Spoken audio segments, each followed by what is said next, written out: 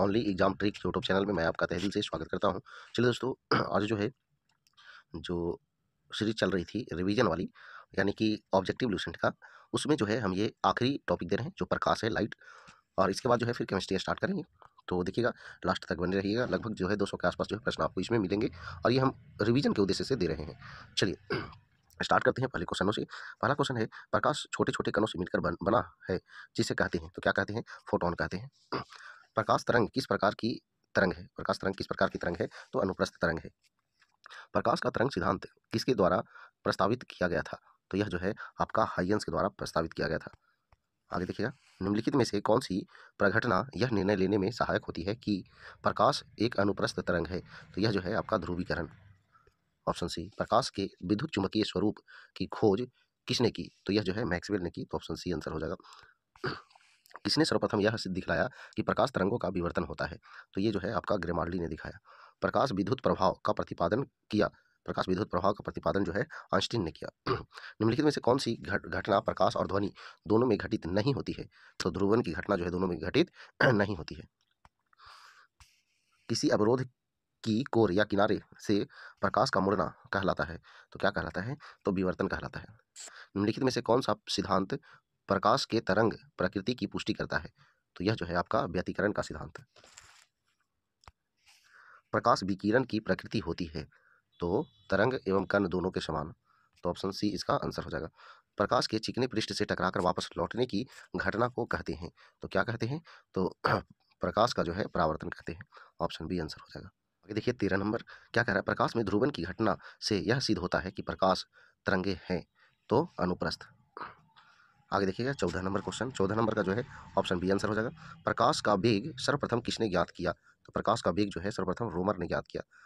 आगे देखिएगा, प्रकाश का वेग किसमें अधिकतम होता है? तो देखिए, प्रकाश का वेग जो है आपका निर्वात में अधिकतम होता है। माध्यम के तापमान में वृद्धि के साथ प्रकाश की गति क्या होती है? तो प्रकाश की गति वैसे ही रहती है। आगे देखिए, जल, कांच व हीरे में प्रकाश की चाल निम्न क्रम में होती है। तो ये जो है सबसे ज़्यादा जो है आपका जल में, उसके बाद कांच में, उसके बाद हीरा में। चंद्रमा से पृथ्वी तक आने में प्रकाश को लगभग कितना समय लगता है? लगभग कितना समय लगता है? तो लगभग जो है 1 सेकंड लगता है। सूर्य का प्रकाश हमारे पास लगभग कितने समय में पहुंचता है? तो यह जो है लगभग जो है 8 मिनट 20 सेकंड, 8 मिनट 20 सेकंड में जो है हमारे पास पहुंचता है। प्रकाश का वेग है तो 3 गुना 10 की पावर 8 मीटर प्रति सेकंड। ऑप्शन बी हो जाएगा आंसर। आगे देखिए, सूर्य ग्रहण के समय सूर्य का कौन सा भाग दिखाई देता है? तो ये जो है आपका कोरोना या किरीट दिखाई देता है। पूर्ण सूर्य ग्रहण का अधिकतम समय होता है। तो अधिकतम समय जो है आपका 460 सेकंड होता है। सूर्य ग्रहण तब होता है जब जब जो है चंद्रमा बीच में हो। चंद्र ग्रहण घटित होता है तो पूर्णिमा के दिन। सूर्य ग्रहण कब होता है? तो यह अमावस्या यानी प्रतिपदा के दिन। ऑप्शन ए आंसर हो जाएगा। आगे 27 नंबर, एक काटा हुआ हीरा क्यों जगमगाता है? क्यों जगमगाता है? तो पूर्ण आंतरिक परावर्तन के कारण ऐसा होता है। पानी से भरे किसी बर्तन में पड़ा एक सिक्का किस कारण थोड़ा उठा हुआ प्रतीत होता है? तो यह जो है आपका प्रकाश के अपवर्तन के कारण ऐसा होता है। पानी में लटका कर बैठे हुए व्यक्ति को उसका पैर मुड़ा हुआ और छोटा दिखाई पड़ता है। तो ये अपवर्तन के कारण होता है। आगे देखिए, आगे है, जब एक कम्पैक्ट डिस्क सूर्य के प्रकाश में देखी जाती है तो इंद्रधनुष के समान रंग दिखाई देते हैं। इसकी व्याख्या की जा सकती है। इसकी व्याख्या की जा सकती है तो अपवर्तन, विवर्तन और पारगमन की परिघटना के आधार पर। तो ऑप्शन डी इसका आंसर हो जाएगा। जल के अंदर पड़ी हुई मछली किस कारण से अपनी वास्तविक गहराई से कुछ ऊपर उठी हुई दिखाई देती है? तो ये कौन सा कारण होता है? तो प्रकाश के अपवर्तन के कारण ऐसा होता है। आगे देखिएगा, जल के अंदर मौजूद व्यक्ति को किस कारण जल की सतह से ऊपर की वस्तु अपनी वास्तविक स्थिति से अपेक्षाकृत अधिक ऊंचाई पर प्रतीत होती है? तो ये भी जो है आपका प्रकाश के अपवर्तन के कारण होता है। आगे देखिएगा, पानी में डूबी हुई लकड़ी मुड़ी हुई दिखाई देती है। निम्नलिखित कारण से ऐसा प्रतिभासित होता है। तो प्रकाश के अपवर्तन के कारण ही ऐसा होता है। सॉरी, अपवर्तन। आगे देखिए 34 नंबर, जब प्रकाश की किरण विरल माध्यम से सघन माध्यम में जाती है तो वह जो है अभिलंब की ओर झुक जाती है या मुड़ जाती है? तो यहाँ पे ऑप्शन जो है बी आंसर हो जाएगा। पूर्ण आंतरिक परावर्तन होता है जब प्रकाश जाती है, जब प्रकाश जो है जाती है सघन माध्यम से विरल माध्यम की ओर आपतन कोण क्रांति कोण से अधिक के साथ, तो ऑप्शन बी इसका आंसर हो जाएगा। आगे देखिएगा, इंद्रधनुष किस कारण से बनता है? इंद्रधनुष किस कारण से बनता है? तो अपवर्तन और परावर्तन, ऑप्शन के अनुसार ऑप्शन डी आंसर हो जाएगा। आगे देखिएगा, मृग मरीच का बनने वाली प्रघटना को क्या कहते हैं? तो यह जो है पूर्णांतरिक परावर्तन कहते हैं, ऑप्शन डी आंसर होगा। कह रहा पेट अथवा शरीर के अन्य आंतरिक अंगों के अन्वेषण के लिए प्रयुक्त तकनीक एंडोस्कोपी आधारित है। तो क्या चीज पर आधारित है? तो पूर्णांतरिक परावर्तन की परिघटना पर आधारित है, तो ऑप्शन ए आंसर हो जाएगा। तरल से भरे हुए बीकर का तल किस कारण से कुछ ऊपर उठा हुआ दिखाई देता है? तो ये जो है आपका अपवर्तन के कारण ऐसा होता है। आगे देखिएगा, 40 नंबर क्वेश्चन कह रहा है सूर्य से प्रकाश का आंतरिक परावर्तन हो सकता है यदि प्रकाश जो है कांच से वायु में जाए, तो ऑप्शन सी आंसर हो जाएगा। चटका हुआ कांच चटकीला प्रतीत होता है, चटकीला प्रतीत होता है, तो ऐसा कारण है, तो पूर्णांतरिक परावर्तन। इंद्रधनुष तब बनते हैं जब सूर्य का प्रकाश वायुमंडल में वर्षा बूंदों पर गिरने से अपवर्तन आंतरिक परावर्तन होने पर, तो ऑप्शन ए इसका आंसर हो जाएगा। आगे देखिए, इंद्रधनुष कितने रंग दिखाता है? तो यह जो है आपका 7 रंग दिखाता है। आगे देखिए, प्रकाशीय फाइबर किस सिद्धांत पर कार्य करता है? तो यह जो है आपका पूर्णांतरिक परावर्तन पर कार्य करता है। संबंधित माध्य युग्म के क्रांतिक कोण से अधिक आपतन कोण का सघन से विरल माध्यम की ओर जाने वाली प्रकाश किरण क्या क्या करती है? तो यह जो है समग्र आंतरिक परावर्तन करती है। आगे देखिए, 46 नंबर क्या कह रहा है? देखिए 46 नंबर क्या कह रहा है कि दृष्टि का एक दोष दीर्घ दृष्टि है जिसमें जो है अब कह रहा है कौन सही है? तो देखिएगा, इसमें जो है आपका 2 और 3 सही है। देखिए पहला कह रहा है क्या? देखिए दूरदृष्टि है, तो उसमें क्या कह रहा है पहला, कोई व्यक्ति दूरस्थ वस्तु की स्पष्टता नहीं देख सकता है। देखिए देख सकता है, काहे? कि दूर देखता है तभी तो दूरदृष्टि दोष रहता है। तो कोई व्यक्ति निकट वस्तु को स्पष्टता नहीं देख सकता है, सही बोल रहा है। आंख का निकट बिंदु समान स्थिति से दूर हट जाता है, सही है। आंख का दूरस्थ बिंदु हटकर आंख की ओर आ जाता है, गलत है। तो यानी कि 2 और 3 सही है, यानी ऑप्शन डी आंसर होगा। आगे देखिए, यौगिक सूक्ष्मदर्शी क्या होता है? तो यह जो है एक ऐसा सूक्ष्मदर्शी जिसमें लेंसों के 2 सेट होते हैं, एक नेत्राकार लेंस और एक नेत्रक। यहाँ पे ऑप्शन जो है आपका बी आंसर हो जाएगा। आगे देखिए, 48 नंबर किसके कारण आकाश नीला दिखाई देता है? तो आकाश नीला जो है दिखाई देता है, तो ये प्रकीर्णन के कारण ऐसा होता है। आगे देखिए, जब प्रकाश किरण एक माध्यम से दूसरे माध्यम में जाती है तो इसकी क्या होती है? आवृत्ति समान बनी रहती है, ऑप्शन बी आंसर होगा। आगे देखिए 50 नंबर, आकाश नीला दिखाई पड़ता है क्योंकि क्योंकि नीले प्रकाश का प्रकीर्णन सबसे अधिक होता है, तो ऑप्शन जो है ए आंसर हो जाएगा। वातावरण में प्रकाश का विसरण निम्नलिखित की वजह से होता है, किसके वजह से होता है? तो ये धूल कण की वजह से होता है। आगे देखिएगा 52 नंबर, चंद्र सतह पर एक प्रेक्षक को दिन के समय आकाश दिखाई देगा, तो कैसा दिखाई देगा? काला दिखाई देगा। एक गोलाकार वायु का बुलबुला किसी कांच के टुकड़े के अंतः स्थापित है, उस बुलबुले से गुजरती हुई प्रकाश की किरण के लिए वह बुलबुला किसी की तरह व्यवहार करता है, यानी किसके तरह व्यवहार करता है? तो आप सारी लेंस की तरह व्यवहार करता है। आगे देखिए, यातायात सिग्नलों में लाल प्रकाश प्रयुक्त किया जाता है क्योंकि क्योंकि जो है लाल रंग सबसे कम परिक्षेपित होता है, यानी इसका प्रकीर्णन कम होता है, इसलिए। समुद्र नीला प्रतीत होता है, तो कारण क्या है? तो आकाश के परावर्तन तथा जल के कणों द्वारा प्रकाश के प्रकीर्णन के कारण, तो ऑप्शन जो है बी इसका आंसर हो जाएगा।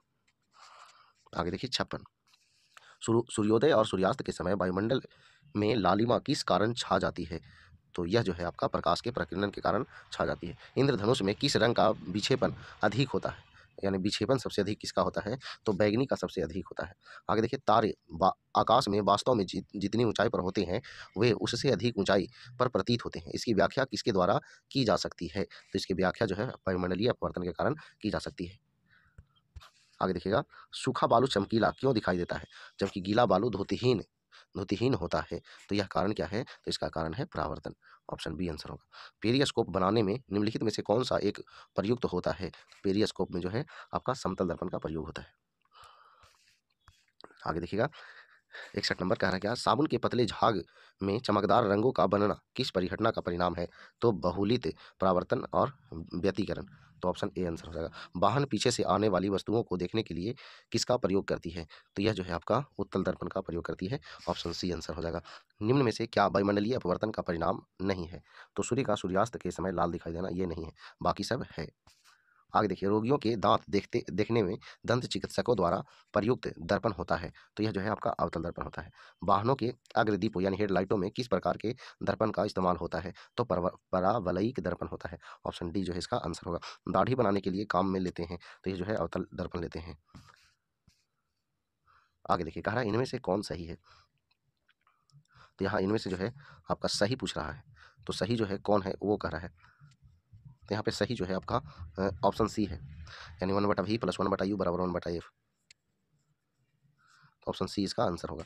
आगे देखिए 68 नंबर, किसी वस्तु का प्रतिबिंब मनुष्य की आंख में कहाँ बनता है, तो आंख में जो है आपको कहाँ बनता है, तो रेटिना पर बनता है। रेटिना पर नेत्र द्वारा निर्मित प्रतिबिंब होता है, तो कैसा होता है, तो वास्तविक, उल्टा और छोटा होता है।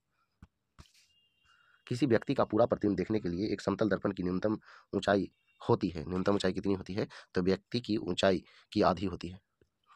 एक वस्तु दो समानांतर समतल दर्पणों के बीच रखा जाता है, तो बने प्रतिबिंब की संख्या है, बने प्रतिबिंब की संख्या है तो अनंत है। दो समतल दर्पणों को 90 डिग्री के कोण पर रखा गया है और उनके मध्य एक मोमबत्ती जल रही है, तो दर्पण में मोमबत्ती के कितने प्रतिबिंब बनेंगे, तो इसमें जो है आपका 3 प्रतिबिंब बनेंगे। अब कैसे, तो देखिए इसका आंसर फॉर्मूला क्या होता है, 360/थीटा होता है, और सम संख्या आता है तो एक घटाना रहता है, तो थीटा की जगह पर 90 है, तो 9 चौके 36, 4 सम संख्या आया तो एक घटा दीजिए तो आंसर हो जाएगा 3। क्लियर है। आगे आइए, अगला क्वेश्चन क्या कह रहा है, जब समतल दर्पणों की सहायता से किसी वस्तु के 3 प्रतिबिंब प्राप्त करने के लिए दर्पणों के बीच कितना कोण होना चाहिए, तो यह जो है आपका 90 डिग्री होना चाहिए, अभी तो ऊपर में की है।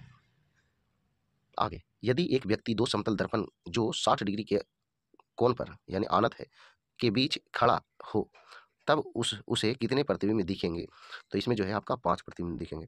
अब देखिए 360 बटा कितना 60, तो 6 आया, तो फिर एक घटा दीजिए तो 5 आंसर हो जाएगा। आ गई, अभी सारी लेंस वह होता है जो, तो जो है किरणों को एकत्रित करता है। अब सारी लेंस वह होता है जो किरणें को फैलाता है, किरणें को क्या करता है, फैलाता है। आगे देखिए, प्रकाश का रंग निर्धारित होता है तो उसके तरंगदैर्घ्य से निर्धारित होता है। आगे देखिएगा 78 नंबर, कह रहा है पानी में हवा की बुलबुला वैसे वैसे ही काम करेगा जैसे करता है, जैसे करता है, कौन करता है, अवतल लेंस, ऑप्शन डी आंसर होगा। हम पृथ्वी के पृष्ठ पर सूर्य का प्रकाश प्राप्त करते हैं, ये प्रकाश के किस प्रकार की किरण पुंज है, तो यह प्रकाश के जो है समानांतर किरण पुंज है। डायोप्टर किसकी इकाई है, तो लेंस की क्षमता की इकाई है, ऑप्शन ए आंसर हो जाएगा। आगे देखिए, धूप के चश्मे की क्षमता होती है तो 0 डायोप्टर होती है। आगे देखिएगा, एक लेंस का फोकसांतर 25 सेंटीमीटर है तो इसकी क्षमता होगी, तो क्षमता कितना होगी, तो आपका +4 डायोप्टर होगी। तो देखिए 1 बटा जो है लेंस की क्षमता का फॉर्मूला क्या होता है, तो P बराबर जो है 1/f होता है, ठीक है। तो f जो है आपका दिया हुआ है 1 बटा कितना 25। अब देखिए सेंटीमीटर में है तो मीटर में चेंज करने के लिए 100 से भागा देंगे, तो 100 भागा देंगे तो ऊपर हो जाएगा। अब यही 25 से काट देंगे तो 4 + 4 जो है डायोप्टर आंसर हो जाएगा। आगे देखिए, एक उत्तल लेंस की फोकस दूरी 0.2 मीटर है तो इसकी क्षमता क्या होगी, तो इसकी क्षमता जो होगी वो 5 डायोप्टर होगी। अब देखिए यहाँ पे मीटर में दिया हुआ है तो अब टेंशन की जरूरत नहीं है, 1/2 है यानी 0.2 है, तो दशमलव हटाएंगे तो ऊपर में 10 हो जाएगा, काट दीजिए 5 आंसर हो जाएगा, 5 दिया हुआ है। आगे अगला क्वेश्चन है, यदि किसी ऐनक के लेंस का पावर +2 डायोप्टर हो तो उसके फोकस दूरी क्या होगी, +2 डायोप्टर है यानी कि 2 बराबर दिया हुआ है 1/f। अब निकाल देंगे तो f बराबर क्या हो जाएगा, 1/2 हो जाएगा, 1/2 हो जाएगा ना। अब देखिए 1/2 है तो ये क्या है, ये समझिए तो मीटर में है, अब हमको चाहिए क्या, तो सेंटीमीटर में, तो 100 से जो है आपको गुना करना होगा, तो 100 से अगर गुना आप करते हैं तो 2 से फिर काटना होगा, तो आंसर जो है कितना हो जाएगा, 50 सेंटीमीटर हो जाएगा, तो आंसर क्या हो जाएगा, तो ऑप्शन सी हो जाएगा। आ गई, एक उत्तल लेंस को जब पानी में डुबाया जाता है तो उसकी क्षमता क्या होती है, घट जाती है। प्रिज्म में प्रकाश के विभिन्न रंगों का विभाजन कहलाता है, तो क्या कहलाता है, तो वर्ण विक्षेपण कहलाता है। प्रिज्म से गुजरने पर सूर्य के प्रकाश की किरणें विभिन्न रंगों में विभक्त हो जाती है, क्योंकि क्योंकि जो है विभिन्न रंगों की किरणों का विचलन भिन्न भिन्न होता है, तो ऑप्शन डी आंसर हो जाएगा। श्वेत प्रकाश कितने रंगों के मेल से बना होता है, तो 7 रंगों के मेल से बना होता है। आगे देखिएगा, श्वेत प्रकाश जब प्रिज्म से होकर गुजरता है तो जो वर्ण सबसे अधिक विचलित होता है वह है बैगनी है, कौन है, बैगनी। आगे देखिए, प्रकाश का निम्नलिखित में से कौन सा रंग प्रिज्म से होकर सबसे कम अपसरित होती है, तो लाल सबसे कम जो है अपसरित होती है। प्राथमिक रंग है प्राथमिक रंग है तो कौन है, वे रंग जो अन्य रंगों के मिश्रण से उत्पन्न नहीं किए जा सकते हैं, तो ऑप्शन डी आंसर हो जाएगा। आगे देखिए, 3 मूल रंग है 3 जो है मूल रंग है, तो लाल, हरा, नीला है। तो यहाँ ऑप्शन में कौन है? तो ऑप्शन में सी आंसर हो जाएगा। आगे देखिए, श्वेत प्रकाश का अपने विभिन्न रंगों में अलग होने की क्रिया को कहते हैं, क्या कहते हैं? तो इसको जो है वर्ण विक्षेपण कहते हैं। ऑप्शन डी आंसर हो जाएगा। आगे देखिए, निम्न में से कौन सा प्राथमिक रंग नहीं है? तो प्राथमिक रंग कौन नहीं है? तो पीला नहीं है। निम्नलिखित में से किस रंग का तरंगदैर्घ्य अधिकतम होता है? तो लाल का अधिकतम होता है। आगे देखिएगा, 96 नंबर क्वेश्चन कह रहा है, निम्नलिखित में से कौन सा रंग सम्मिश्रण दिन और रात के समय सर्वाधिक सुविधाजनक होता है? तो देखिएगा, यहाँ जो है आंसर हो जाएगा इसका लाल और हरा। तो ऑप्शन जो है डी इसका आंसर हो जाएगा। आगे देखिएगा, 97 नंबर, किसी अपारदर्शी वस्तु का रंग उस रंग के कारण होता है जिसे वह जो है क्या करती है? तो परावर्तित करती है। तो ऑप्शन जो है इसका सी आंसर हो जाएगा। आगे देखिए, हरी पत्तियों का पौधा लाल रोशनी में रखने पर कैसा दिखाई देगा? तो काला दिखाई देगा। आगे देखिए, कुछ परिवहन वाहनों में अतिरिक्त पीली बत्तियां होती है, ऐसा इसलिए किया जाता है क्योंकि जो है पीला प्रकाश कोहरे को भेदता है, जिससे सड़क साफ दिखाई देता है। अतः कोहरे वाली रातों में पीली बत्ती काम आती है। तो ऑप्शन सी इसका आंसर हो जाएगा। आगे देखिए, 100 नंबर क्वेश्चन कह रहा है, प्रकाश में 7 रंग होते हैं, रंगों को अलग करने का क्या तरीका है? अलग करने का तरीका जो है, एक प्रिज्म से रंगों को अलग अलग किया जा सकता है। तो ऑप्शन ए आंसर हो जाएगा। लाल कांच को अधिक ताप पर गर्म करने पर वह दिखाई देगा, तो कैसा दिखाई देगा? तो हरा दिखाई देगा। आगे देखिएगा, प्रकाश का रंग निश्चित किया जाता है, तो तरंगदैर्घ्य द्वारा निश्चित किया जा सकता है। तो ऑप्शन सी इसका आंसर हो जाएगा। सूर्य की किरणों में कितने रंग होते हैं? तो 7 रंग होते हैं। ये तो 3 बार आ चुका है। यदि वायुमंडल न हो तो पृथ्वी से आकाश किस रंग का दिखाई देगा? तो यह जो है काला दिखाई देगा। अगला क्वेश्चन है, फोटोग्राफी में मुख्य मुख्य रंग कौन से होते हैं? तो यह जो है लाल, हरा और नीला होता है। तो ऑप्शन सी आंसर होगा। आगे देखिएगा, 106 नंबर कह रहा है, सबसे कम तरंगदैर्घ्य वाला प्रकाश होता है। तो सबसे कम तरंगदैर्घ्य जो है बैंगनी का होता है। आगे देखिए, जब प्रकाश के लाल, हरा व नीला रंगों को समान अनुपात में मिलाया जाता है तो परिणामी रंग जो होगा वो सफेद होगा। आगे देखिएगा, फोटोग्राफी कैमरे का कौन सा भाग आंख की रेटिना की तरह कार्य करता है? तो रेटिना की तरह जो है फिल्म कार्य करता है। कैमरे में किस प्रकार का लेंस उपयोग में लाया जाता है? तो कैमरे में जो है आपका उत्तल लेंस प्रयोग में लाया जाता है। आगे देखिएगा, उम्र बढ़ने के साथ साथ निकट और दूर की वस्तुओं को फोकस करने में आंख की योग्यता में कमी कहलाती है। तो कमी का क्या कहलाती है? प्रेसबायोपिया कहलाती है। आइरिस का क्या काम होता है? तो आइरिस का काम है आंख में जाने वाले प्रकाश की मात्रा को नियंत्रित करना। दृष्टि पटल पर बना प्रतिबिंब होता है। तो दृष्टि पटल पर बना प्रतिबिंब होता है वस्तु से छोटा लेकिन उल्टा। तो ऑप्शन डी आंसर हो जाएगा। आंख के किस भाग द्वारा आंख में प्रवेश होने वाले प्रकाश की मात्रा नियंत्रित होती है? तो यह जो है आइरिस के द्वारा होता है। ऑप्शन सी आंसर हो जाएगा। आगे देखिएगा, नेत्रदान में दाता की आंख के किस हिस्से को प्रतिरोपित किया जाता है? तो यह जो है आपका कॉर्निया। ऑप्शन ए जो है इसका आंसर हो जाएगा। मनुष्य की आंख में प्रकाश तरंगे किस स्थान पर स्नायु उद्वेगों में परिवर्तित होती है? तो यह जो है आपका रेटिना पर। तो ऑप्शन सी आंसर हो जाएगा। मनुष्य की सामान्य स्वस्थ आंख के लिए स्पष्ट दृष्टि की न्यूनतम दूरी मापी जाती है, तो 25 सेंटीमीटर मापी जाती है। आगे देखिएगा, 17 नंबर कह रहा है क्या, यदि कोई व्यक्ति दूर की वस्तुओं को स्पष्ट नहीं देख सकता है तो उसकी दृष्टि में कौन सा दोष होगा? तो निकट दृष्टि दोष होगा। ऑप्शन बी आंसर हो जाएगा। आगे देखिए, दृष्टि दोष मायोपिया वाला व्यक्ति देख सकता है, तो देख सकता है नजदीक स्थित वस्तु को स्पष्ट रूप से। तो ऑप्शन ए आंसर हो जाएगा। निकट दृष्टि दोष की रोग मुक्ति होती है, तो मुक्ति होती है तो अवतल लेंस द्वारा। आगे देखिएगा, दूर दृष्टि दोष से पीड़ित व्यक्ति को निकट की वस्तुएं दिखाई नहीं देती है। ऑप्शन बी आंसर हो जाएगा। दूर दृष्टि दोष से पीड़ित व्यक्ति के चश्मे में कौन सा लेंस का प्रयोग किया जाता है? तो उत्तल लेंस का प्रयोग किया जाता है। आगे देखिएगा, बुढ़ापे में दूरदृष्टिता वह खराबी होती है जिसमें लेंस जो है बहुत अधिक छोटा हो जाता है। तो ऑप्शन डी इसका आंसर हो जाएगा। वर्णांधता को किस लेंस से दूर किया जा सकता है? तो कोई लेंस से दूर नहीं किया जा सकता है। आगे देखिएगा, जरा दृष्टि दोष के उपचार के लिए प्रयुक्त होता है, तो जरा दृष्टि के उपचार के लिए बाइफोकल लेंस प्रयोग होता है। आगे देखिएगा, मानव नेत्र एक कैमरे के समान है, अतः इसमें एक लेंस निकाय है। नेत्र लेंस क्या बनाता है? तो क्या बनाता है? तो दृष्टि पटल पर पिंड का प्रतिलोमित वास्तविक प्रतिबिंब। तो ऑप्शन जो है आपका सी आंसर हो जाएगा। चलिए, मिलान करना है दृष्टि दोष एवं उसके उपचार है। तो चलिए, निकट दृष्टि दोष को दूर करने के लिए अवतल लेंस का प्रयोग करते हैं। दूर दृष्टि दोष को दूर करने के लिए उत्तल लेंस का प्रयोग करते हैं। अब देखिएगा, जरा दृष्टि दोष को दूर करने के लिए द्विफोक्सी लेंस का प्रयोग करते हैं और अबिंदुकता को दूर करने के लिए बेलनाकार लेंस का प्रयोग करते हैं।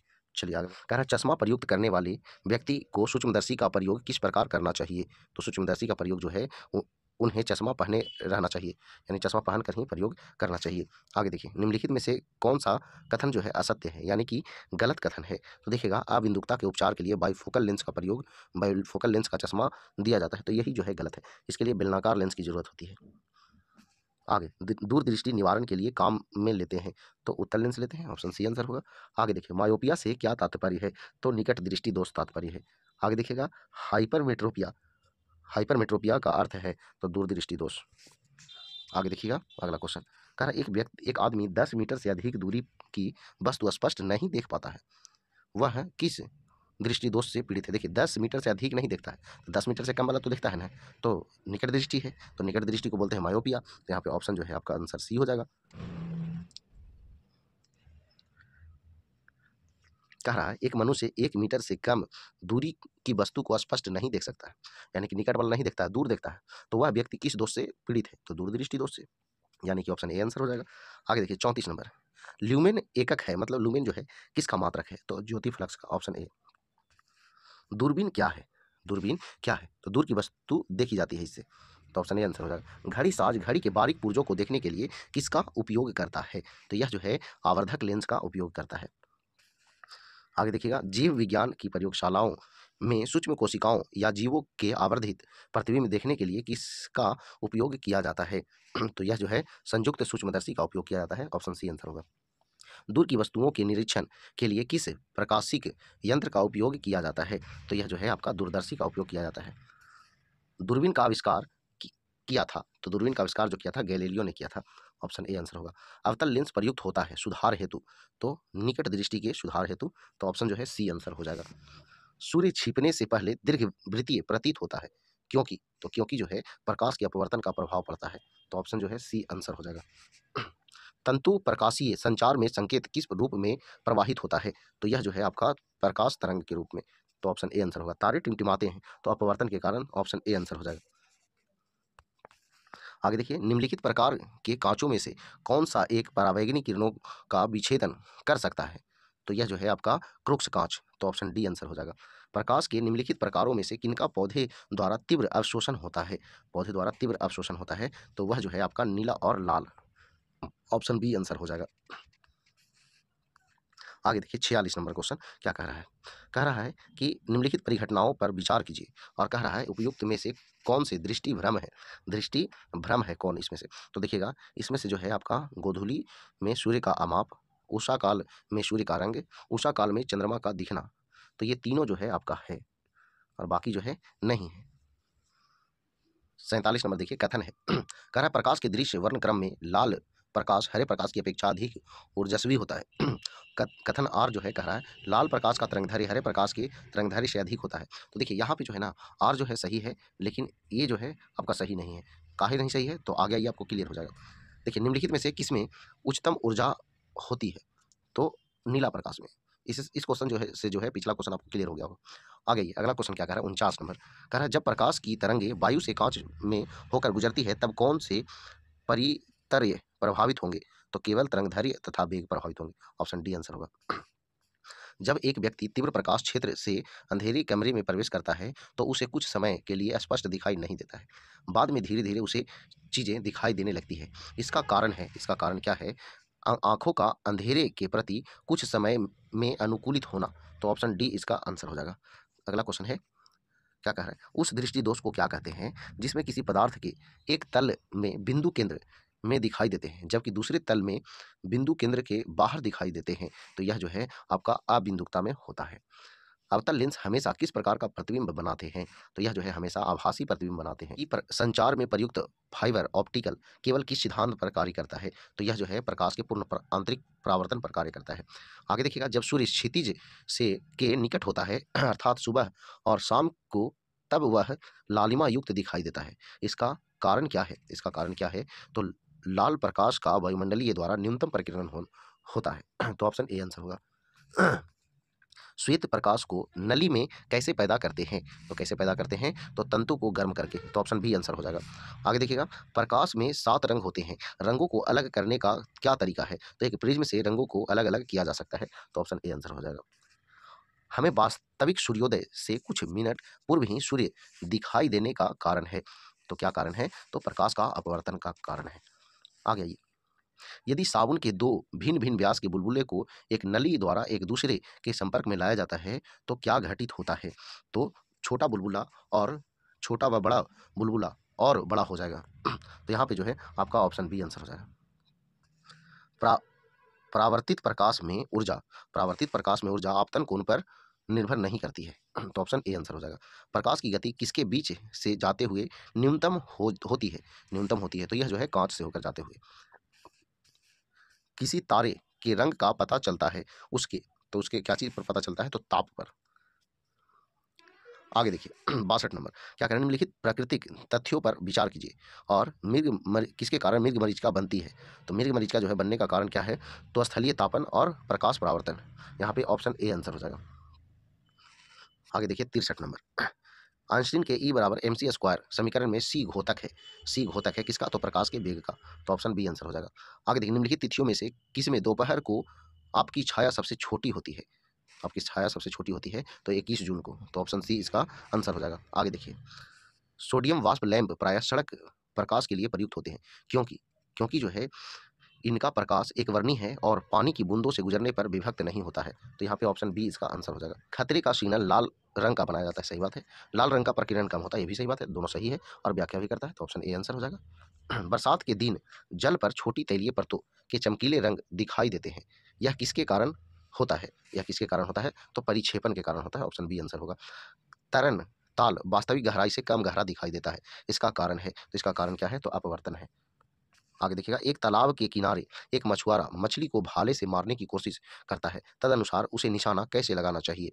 उसे निशाना जो है आपका जहां मछली दिखाई दे उसे उसके नीचे लगाना चाहिए। तो ऑप्शन जो है सी आंसर होगा। क्यों? क्योंकि वो अधिक ऊंचाई पर दिखाई देता है अपवर्तन के कारण। फोटोन किसकी मूलभूत यूनिट यानी मात्रा है? तो यह जो है प्रकाश की। ऑप्शन ए आंसर हो जाएगा। आगे देखिएगा विकिरण की कण प्रकृति की पुष्टि किससे की जाती है? तो यह जो है आपका प्रकाश वैद्युत प्रभाव से की जाती है। आगे देखिए प्रेस बायोपिया दृष्टि का एक अपवर्तक दोष है जो इनमें से किस कारण से होता है? तो इनमें से किस कारण से होता है? दोनों सिलियरी मांसपेशियां को धीरे धीरे कमजोर होने और आई लेंस के कम होते हुए लचीलेपन के कारण। तो ऑप्शन जो है सी आंसर हो जाएगा। 73 नंबर। एक अंतरिक्ष यात्री को अंतरिक्ष में आकाश कैसा दिखाई देगा? तो अंतरिक्ष में आकाश जो है वो काला दिखाई देगा। पानी से भरे कप की तली में एक पत्थर रखा है। पत्थर की आभासी गहराई है तो वास्तविक गहराई से कम। मतलब जो दिख रहा है उससे कम है, ज़्यादा गहराई दिख रहा है। आगे ये आवर्धक लेंस वास्तव में क्या होता है? आवर्धक लेंस वास्तव में उत्तल लेंस होता है। Option C. निम्नलिखित में से कौन सा एक सही है? कौन सा एक सही है? तो उत्तल दर्पण परावर्तक के रूप में इस्तेमाल किए जाते हैं। तो ये जो है आपका सही है। किस साल में ओले रोमर ने इतिहास में पहली बार प्रकाश की गति को मापा था? तो यह जो है आपका 1676 ईस्वी में। तो ऑप्शन बी इसका आंसर हो जाएगा। आगे देखिएगा कौन सा यंत्र समुद्र के स्तर से ऊपर की वस्तुओं को देखने के लिए पनडुब्बी में प्रयोग किया जाता है? तो पनडुब्बी में प्रयोग किया जाता है पेरिस्कोप का। दो प्राथमिक रंग लाल और नीले के मिश्रण से कौन सा सेकेंडरी रंग प्राप्त होता है? तो सेकेंडरी रंग जो प्राप्त होता है वो मैजेंटा प्राप्त होता है। चलिए दोस्तों ये आखिरी प्रश्न है। हमें घास का रंग हरा दिखाई देता है क्योंकि मतलब ऐसा किस कारण जो है हरा दिखाई देता है?